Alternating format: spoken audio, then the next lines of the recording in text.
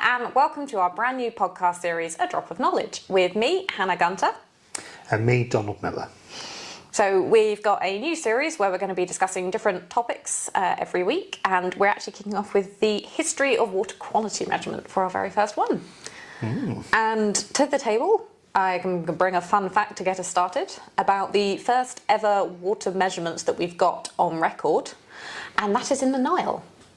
So going back to what we consider now to be ancient Egypt, you have the Nilometers, which were a series of notches in a chamber. And before the flood season would start with the Nile, based on how much would fill up in this chamber, they could work out how successful the harvest would be and then set taxes accordingly.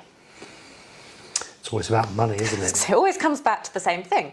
But it is actually the first ever recorded data that we have on water. Not quite quality, although it could be used to infer quality, because it was then looking at how well the alluvium would be spread over the floodplains and therefore how good the harvest was going to be. The alluvium being all the silt and sediment that fertilised the fields. It's a bit of a shame that since the introduction of the Aswan Dam, the Nilometers have been defunct. They not needed anymore, but they are still in place. You can still go and see them. So that's a fun bit of history to get us started. So yeah, it's really interesting that we can take it back so far ago. And while it's the first record we have, it's not necessarily the first instance of people caring about water quality. So you were telling me earlier today that that's not necessarily even the oldest evidence we have of people caring about how the water around them is behaving. You saying something about an ancient tablet? Yes, so we actually have records from about 2,000 years ago in Sanskrit that talk about the need for purification of water, and they got that in a similar way to how we do it today, boiling, and then they talk about using sand or gravel to filter the waters, which it's quite funny how, you know, all things tend to come around in a circle because we're not using methods that are too dissimilar to that today. We often do come back to that, often a progressive filter. You start obviously with basically rocks, and you end up with an extremely fine grain of sand. There are whole businesses focused around that supply chain.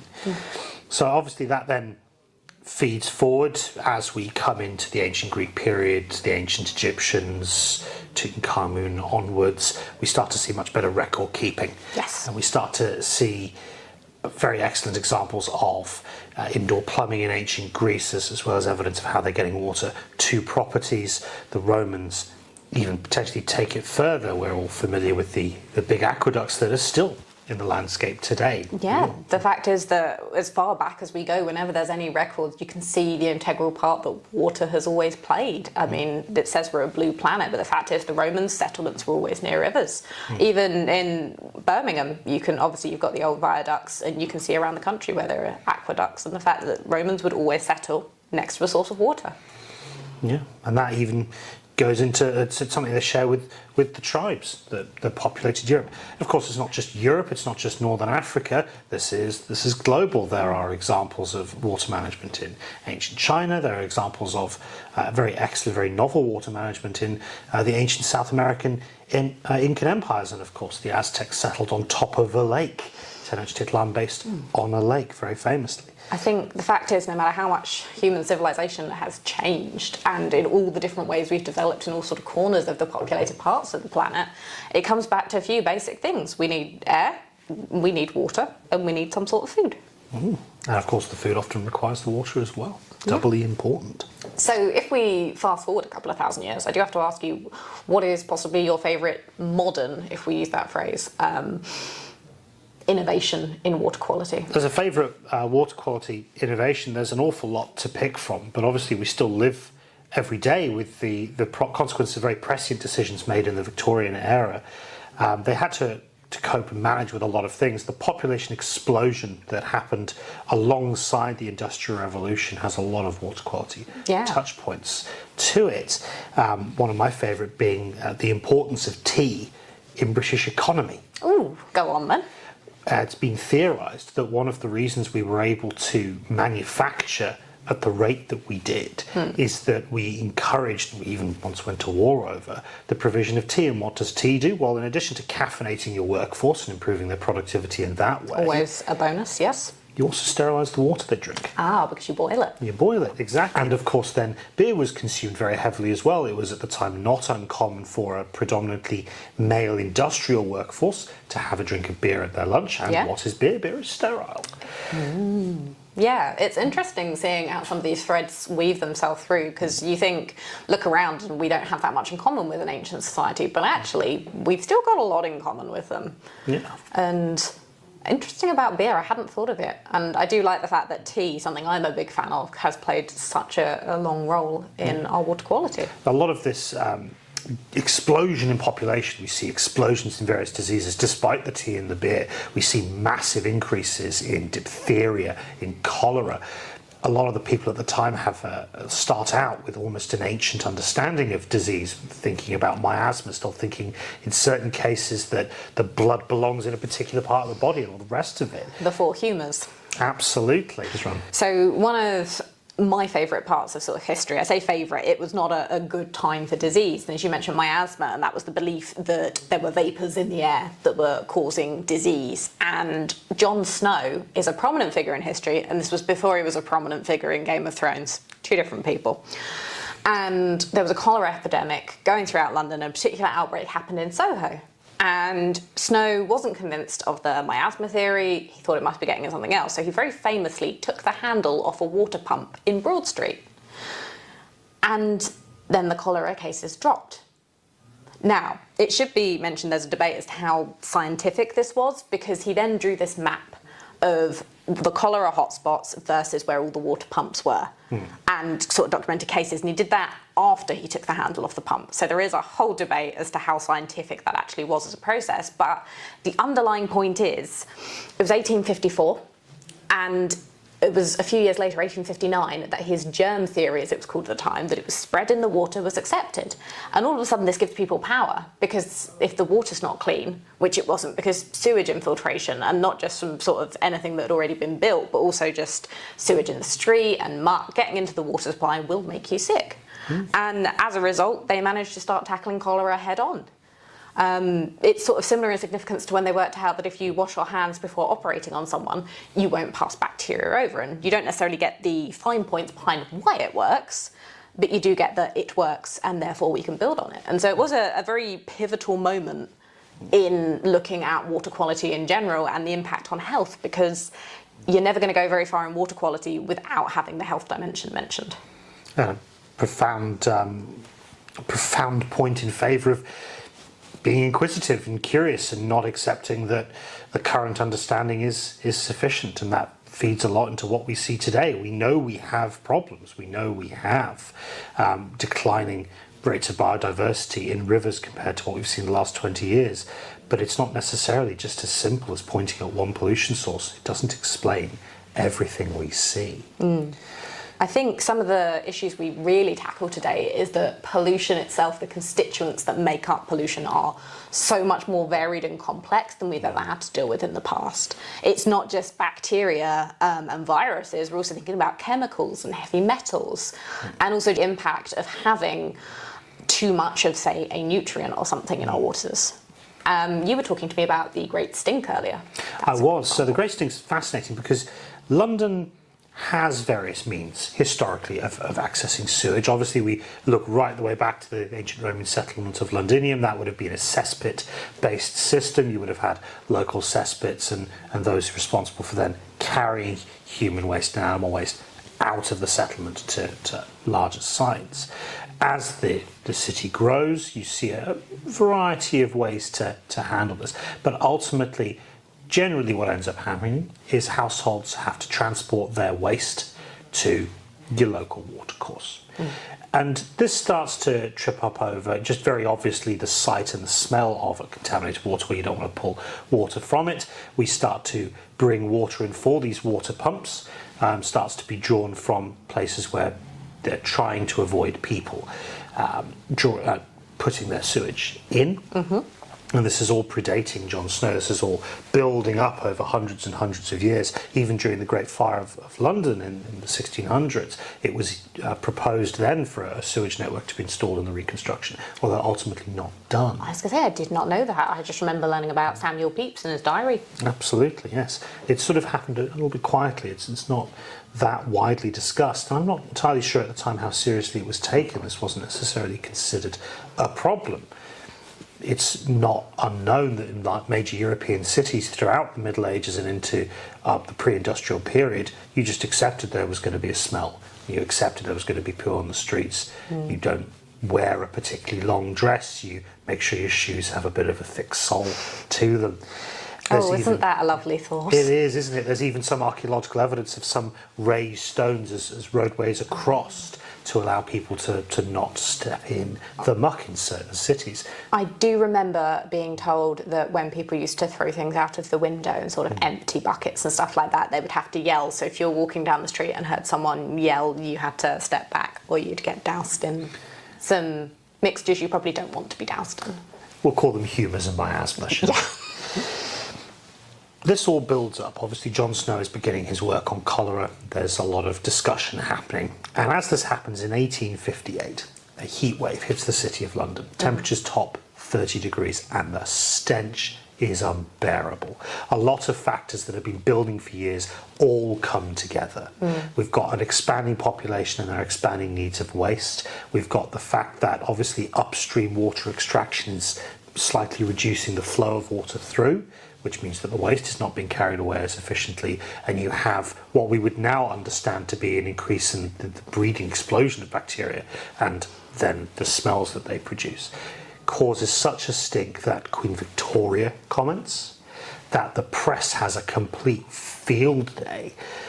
There's all sorts of humorous articles about this and images. Yes, I've seen the cartoons from the artists at the time and illustrators portraying the Thames especially.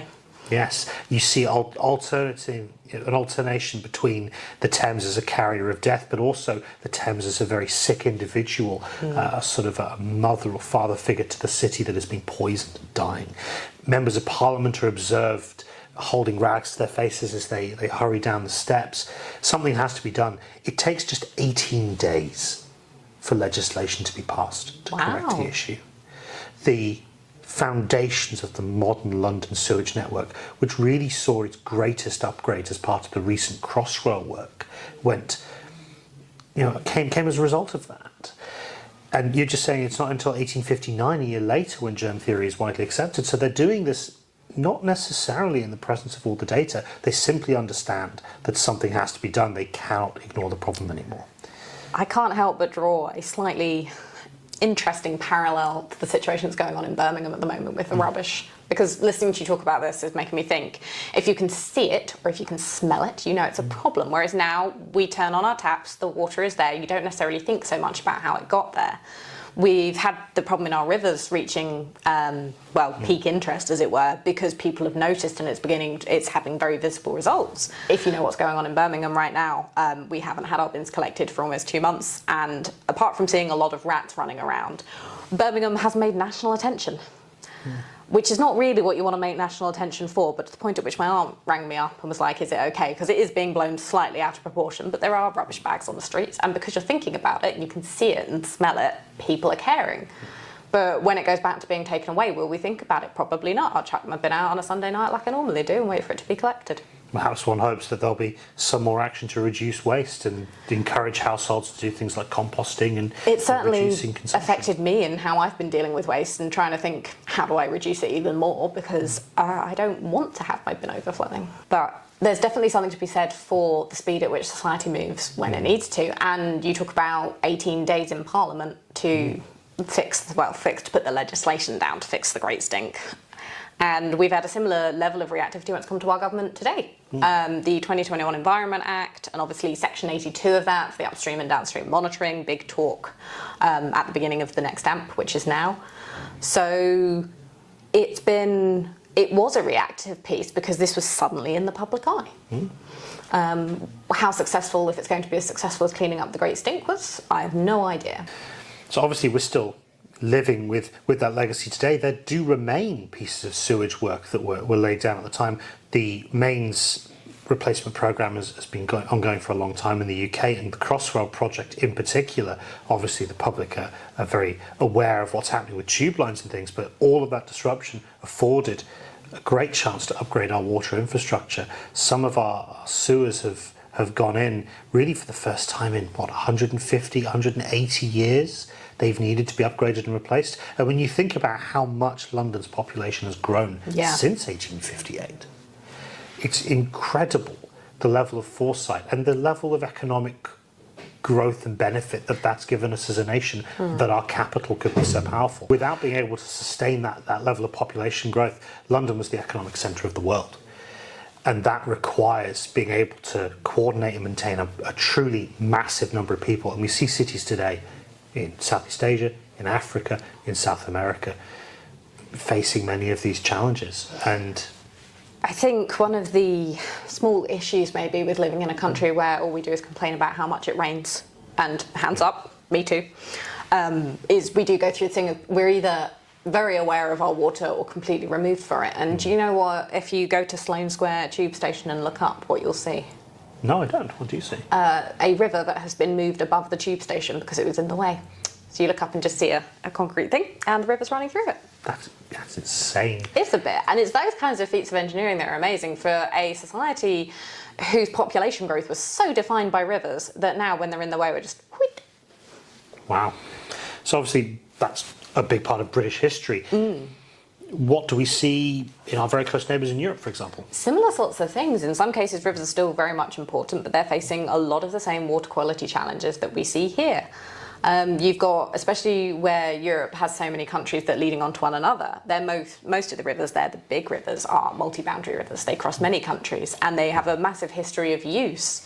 One of the problems they are still facing, which we're facing in parts of Africa as well, looking at all the dams on the Nile, going over to the United States and the Colorado, and why doesn't the Colorado reach the sea anymore? Because of the amount of dams on the US side, it cannot actually reach the Gulf of Mexico throughout the year.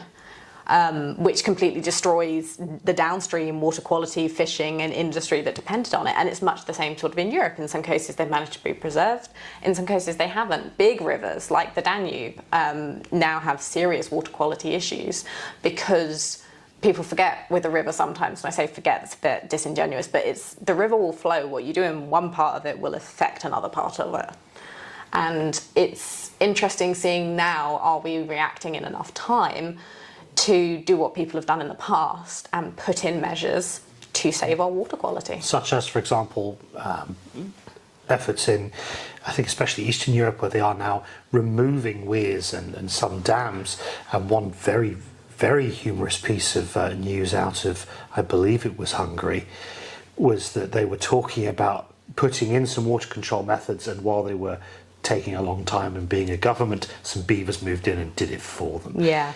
That's definitely a lovely case for when nature just gets on with it. And a strong argument in favour of biodiversity and encouraging natural regrowth. One of the big reasons we're doing weir removal right now in the UK, a lot of it is because we have Atlantic salmon and trout trying to get back upstream to their spawning grounds, which is made difficult enough with all the changes in quality and temperature.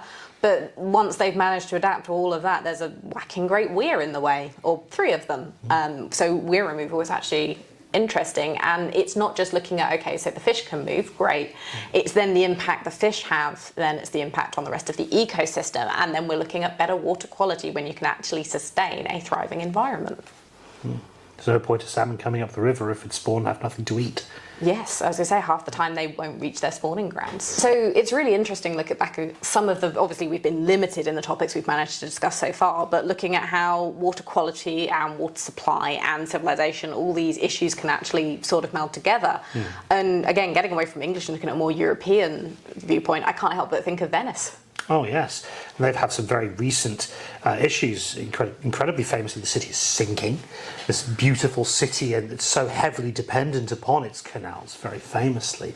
But increasingly, they have problems, especially at high tide. They now have a tidal barrier in place. obviously this is a huge topic of discussion amongst Venetians, including conversations about how high that barrier needs to be. While it's up, they can't have shipping in and out. Venice is more than a tourist location, it is also a coastal port. That interplay between humans living not only as consumers of water, but as using it for transport, using it as just a means of moving not only effluent, but moving ourselves and goods and services. That's very global. We interact on a coastal scale all around the world, including increasing places where we don't have clean water, or I say clean water, drinking water, desalinated water. It's interesting how water security and water insecurity, when we talk about insecurity, we're not just talking about sort of supply, we're talking about the supply of clean water.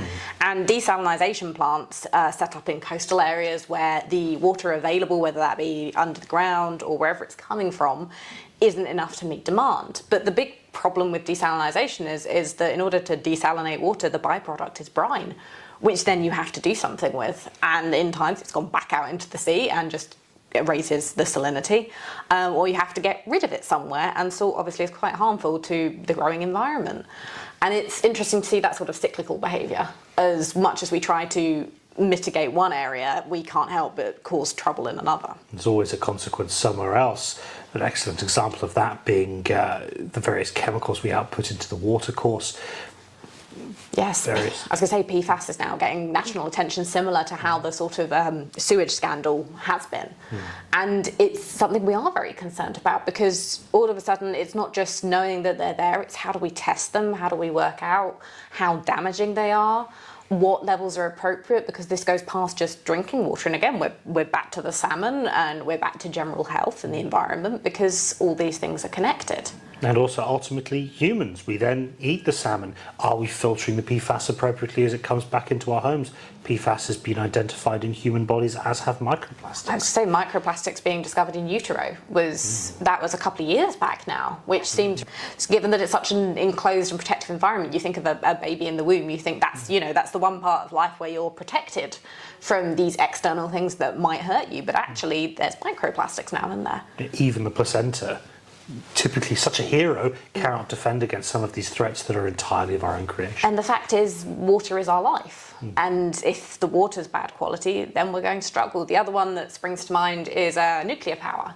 In the search of green energy, okay, people have different opinions on nuclear power, but any kind of nuclear power requires masses of water for cooling. And what do you think happens to the water after it's been used to cool the reactors?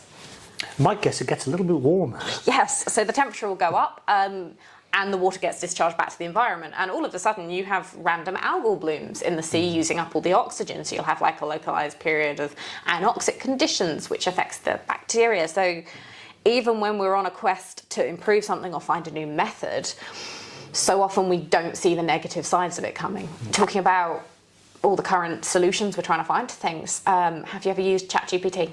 I have to confess I have used it once before. No judgment, it could probably be an incredibly useful tool, but do you know how much water is consumed by just asking ChatGPT one question? How much water is consumed? I wouldn't have Yes. thought any water was consumed by asking ChatGPT a question. Exactly, because we're so far removed from it. But the fact is, when we say the cloud, we don't mean the cloud. What we actually mean is a bunch of servers in a room somewhere that need to be cooled. And therein lies the rub. Yes. Probably consumes more water than if it was an actual cloud. So this then comes back into conversations that people like OpenAI, but also increasingly large providers of AI like Facebook, they're Yes. trying to build nuclear power I was going stations. to say, I'm not saying it's just ChatGPT, just that's the one everyone knows at the minute. But when we're talking about those sorts of things, something that's touted widely, granted there's a lot of people sort of saying, oh, there are some issues with using AI and all the rest of it, but it all pales in comparison to the fact that water is used in order to do this.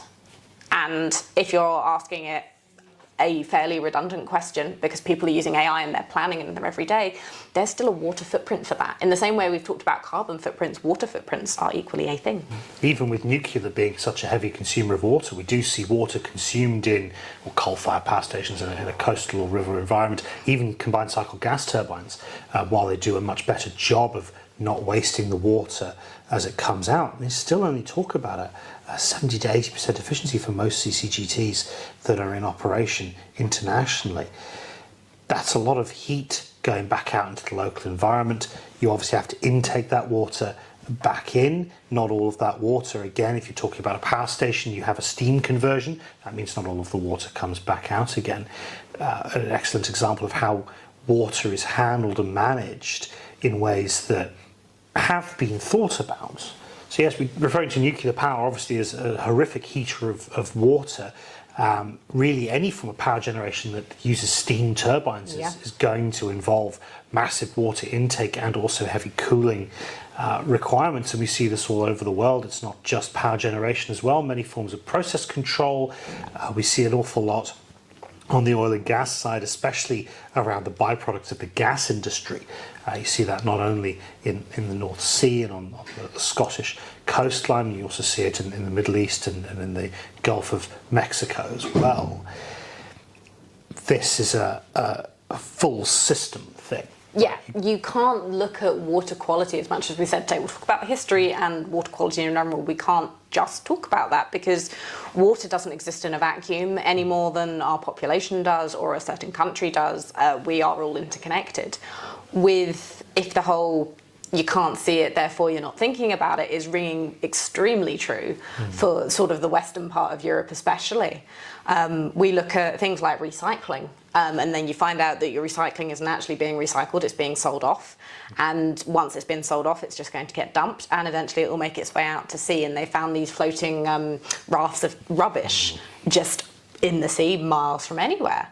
And it's one of those things. We can't, in my opinion, it's not possible to just keep mitigating individual sources on different levels. There needs to be some sort of cohesive action.